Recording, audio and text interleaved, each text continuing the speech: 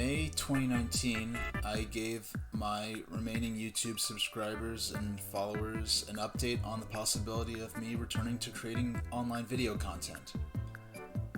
As you can see, it's now May 2020 as I'm filming this, let alone when I'm posting this. Who knows how that's going to go. I'm relearning everything right now. The world's completely changed in the world of, content creation. I'm doing this on Windows for the first time. I'm using a Logitech webcam for the first time, and it's not a 1080p webcam as I would have liked. It's a 720p older webcam that's now selling at the price of what a 1080p webcam used to be. I'm very lucky to have gotten this because there is a run on webcams right now, and if I had waited a week later, I wouldn't have been able to even get this one at twice the price that I actually paid for this, which is already twice the price that I'd pay for a 1080p webcam. I have a DSLR that I'd like to be filming my YouTube stuff with and just use my webcam for actual streaming stuff, which I'll talk about in a minute. But the camera's broken, and all the shops that service cameras are closed right now due to the current COVID-19 pandemic. Since I'm home a lot more than I used to be, I have a lot more time to play games and do stuff like that. Fortunately, I work in an industry that isn't so much directly affected by this. You see, I'm in a new location from where I filmed my last video a year ago, and that is a different location from where my previous YouTube career took place in. I'm kind of in a situation maybe akin to what James Rolfe was in when he was doing his Angry Video Game Nerd, the early stuff, where he was just renting, he was just in a bedroom in a house, and that's all the space he has to keep all his stuff and work in, and that's where I'm at right now, but I'm glad to have it. It's a secure and in good place. I'm probably going to be here for a long time, and in the meantime, I've actually set up a modest little setup here. I've got another refurbished refurbished office PC here that I'm going to be using for my video editing and my stream encoding. And as for my approach to how I'm going to do this, it's kind of unproven. This is how I want to take a swing at it. I am not in this because I want to be a YouTube star. I don't want to be a professional YouTuber. I don't want to be a professional streamer. I want to make videos that I care about. I want to do streams demonstrating and sharing games that I care about. A lot of these games are games. Some of the games I want to do Final Fantasy VII. That's very popular right now, but I care about Final Fantasy VII, and there are things I want to say about it. That there's some things that'll be good for doing in a streaming format. There's some things about FF7 that I would be better for doing a pre-recorded and edited video, and I want to do both. And just using FF7 as one example, I don't even necessarily care about playing through the whole game, but there's just stuff I want to share about it that I think would be good for both static, pre-recorded video and live broadcast formats. There are lots of other games that don't get a lot of play in the YouTube or the online streaming arenas. They're some of my favorite games. I type it into Twitch, and the videos that come up of recorded past broadcasts are years old, upwards of 5 years old, and I just want to give those games some more exposure. So I want to make videos that I care about. They're videos that some are about gaming and Nintendo. Some of them, I want to do videos just about my whole experience from between 2008, 7, 8, or 9 to about 2012 when I was, on YouTube. And I had the potential to grow into I had 2,000 subs back when that was on the lowest echelon of being mildly notable. And I could have developed that and tried to build a career out of it. I wanted to focus on my family life and my education, and I'm glad I did. But every day that I was gone from YouTube, I'm constantly thinking of different things I'd like to make videos about. My equipment, even back in 2012, was aging, and I didn't want to go back into YouTube and possibly in streaming and stuff like that until I was in a situation where I could do so responsibly. And the time when I'm making videos for YouTube, the time when I'm possibly doing live broadcasts of games, That's time when I otherwise would have spent playing video games. You know, that's just my recreation time. And especially now, the way YouTube is, in particular, I'm glad I decided to go with that, because I don't want to put myself in a position where I have to make videos to appease an algorithm to get the most exposure.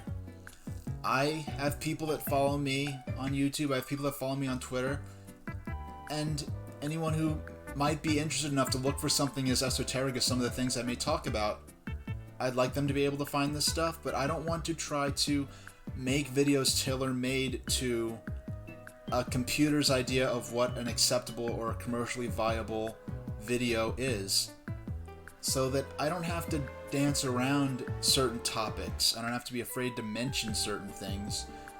And I know there's one series of videos, well, I have a lot of video ideas I've had for years about things I'd like to cover, because I have a writing background. Looking at how you tell stories to kids and what those stories mean about the adults telling them what they want those stories to impart onto kids, or just funny things that, like, as a kid you don't think about, and as an adult you're like, is that really appropriate? You know, maybe tastes have changed, or maybe you just have more experience and can look back on something. And I also like to do that for things meant for teen and older audience as well. I just like looking at things and examining what goes into telling these different stories, whether it's in game form, in novel form, you know, or an animated form, or a television show.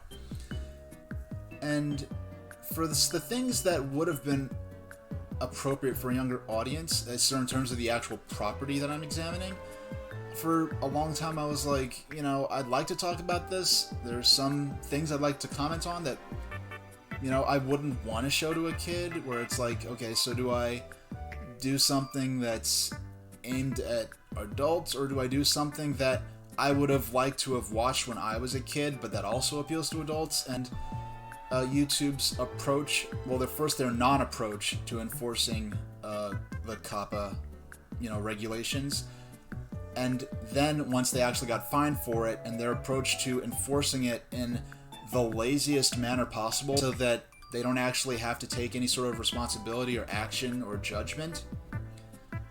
But now I don't have to worry about that. I could just make, you know, my, you know, PG-13 rated, you know, content, and not have to worry about, oh, should I make it, you know, child friendly, because this might have been something that I might have searched for when I was a kid, and I wouldn't want to my younger self to come across something indecent. Like, no, now I could just make it, you know, make that slightly edgier material, as it were, like the edge and what's edgy for me is like the equivalent of like the edge on McDonald's butter knife. I'm not gonna be a super crazy F-bomb dropping caricature like, you know, Nostalgia Critic or James Rolfe's Angry Nerd character. But I want to make the videos I want to make.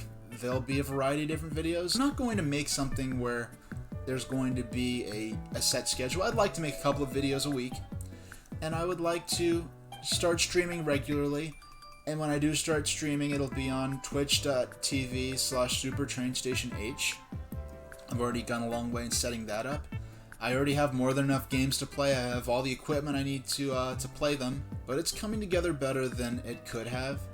And I look forward to being able to show you guys lots of videos and share live streams with you and stuff like that. And when I do get a streaming schedule together, when the live streams do begin, I will have an update video talking about the schedule.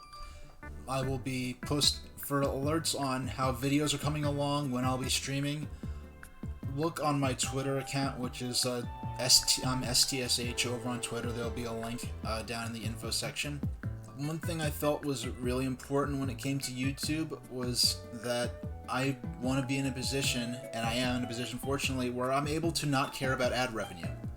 I am not going to be setting any of my videos on YouTube to be ad enabled based on my current plans.